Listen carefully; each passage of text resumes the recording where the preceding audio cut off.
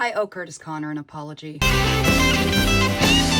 Well, that's mostly a joke, but the clip you just saw is from my Pinup Boy music video, and the paper doll, unfortunately, unintentionally, does look a lot like Kurtis Conner. Pinup Boy is about everybody's favorite new term, say it with me, class, performative males. I wrote that song specifically about the stories I was hearing from my friends about their experiences dating these types of men. I knew them personally, and they were very publicly vocal about activism, and then behind closed doors, they're treating the women in their life like this. That is performative. Activism has to be intersectional. A tote bag and a matcha is not inherently performative on its own. The term that was once a valid critique in the form of a joke is now being co-opted to perpetuate the exact misogyny that the joke was making fun of. We're in such an age of anti-intellectualism, and we're gonna make fun of men for reading?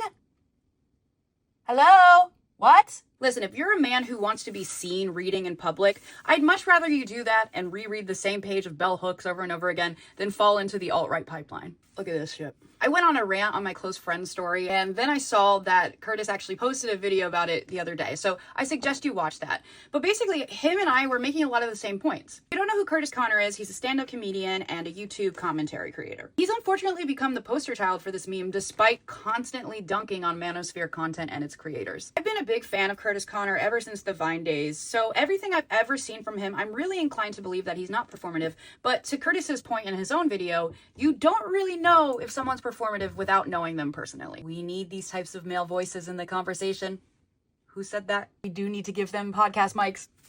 I'm sorry. You can't have progress without allies. We need people like Jordan Adika and Jarvis Johnson to peel back the layers on this kind of stuff, even if it is in a comedic way. People who are consuming manosphere content, they're not listening to people like me, but they might stumble upon a Ted Nivison video about morning routines and realize this is a dumb way to think about the world. This is very silly.